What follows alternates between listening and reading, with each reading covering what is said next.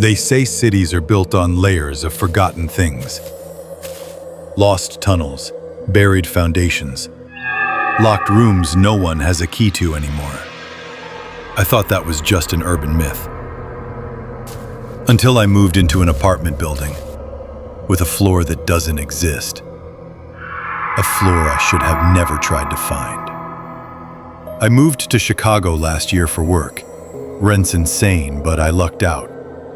Found a studio in a 14-story apartment building that was recently renovated.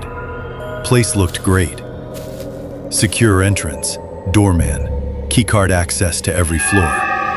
Everything seemed normal at first, until one night, in the elevator, I saw something strange. I was coming back from work late, hit the button for my floor, the 8th, but the elevator stopped. At the 13th. Only it shouldn't have. There is no 13th floor in the building. It goes from 12 straight to 14, just like most buildings that skip the unlucky number. The doors opened anyway. Dark hallway, bare concrete walls, flickering lights. It was like stepping into a construction site. I figured it was just a glitch, maybe a service floor, so I stayed inside the elevator. But as the doors began to close, I saw someone at the end of the hall. A person, just standing there, facing the wall. The next morning, I asked the doorman about it. He looked confused at first, then nervous. "There's no 13th floor. You must have hit the wrong button." I insisted, told him exactly what I saw. He leaned in and whispered, "Don't ever get off if it opens there again. Doesn't matter what you see. Doesn't matter if someone calls for help. Keep the doors closed." I asked him why, but he just shook his head and walked away. A few days later, I tried to reproduce it. Pressed 8, then 10, then 14, nothing. Until one night, around 3 a.m., it happened again. I was coming back from a bar, alone, buzzed, but not drunk. This time, I didn't press anything. The elevator just stopped on 13. Doors opened. Same hallway. Same flickering lights. But this time the floor looked different. Older. The wallpaper was stained, peeling. The light bulbs were red, not white. And at the far end of the hall, a child was standing there. She looked about 7 years old. Pale skin, black hair down to her shoulders. She was staring right at me, smiling. I slammed the closed door button and went straight to my apartment. Didn't sleep that night. A week later, I heard screaming. I rushed out into the hallway. A woman in her 40s from Unit 4B was pounding on doors, crying, "He's gone! My husband! He never came back!" Apparently, he took the elevator down to grab something from the car, but he never left the building. Security cameras? Nothing. No footage of him leaving. No sign he ever stepped outside. They brought in the cops, searched the entire place, but no one, not even security, would mention the 13th floor. I tried to ask the building manager. He gave me the same look the doorman did. Fear. I couldn't let it go.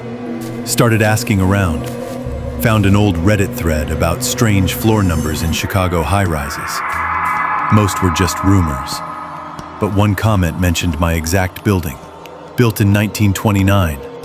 Original blueprints show 15 floors, but only 14 are in use. Floor 13 was sealed off after the 1954 elevator incident. I dug deeper. Found an archived article from a local newspaper, March 14, 1954. 4 residents found dead in hallway of 13th floor. No sign of forced entry. All were smiling. Cause of death unknown. Later that day, I noticed something taped to my door. A Polaroid photo. It was blurry, grainy, but it showed me, standing in the elevator, with someone behind me. A tall, shadowy figure with no face. Night, I couldn't take it anymore. I needed to know what was on that floor. I waited until 3:13 a.m. Figured the time might matter. Got in the elevator. Pressed 1 and 14 at the same time, then let go. The elevator jerked and started going up. When it stopped, the screen didn't show a number, just static. The doors opened. The hallway was pitch black. No lights this time. The air felt cold, damp, like something was rotting, but I stepped out anyway. There were doors on either side, apartment doors, all slightly ajar. Whispering echoed from behind them. I couldn't understand the words, but it felt like they were calling to me. I walked deeper. At the end of the hall was a mirror, but my reflection wasn't right. It was smiling. I wasn't.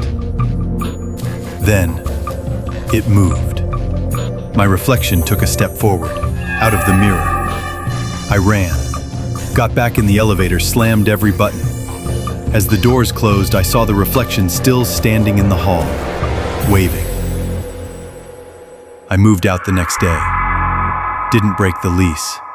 Didn't ask for a refund. I just left. But here's the part that really scares me. I now live across town. New building, new elevator. Yesterday morning, I stepped in to go to work. Pressed the button for my floor. The elevator started moving, then stopped. Between 5 and 6, display blinked once, and then showed 13. The doors opened, and standing at the end of the hallway was me, still smiling.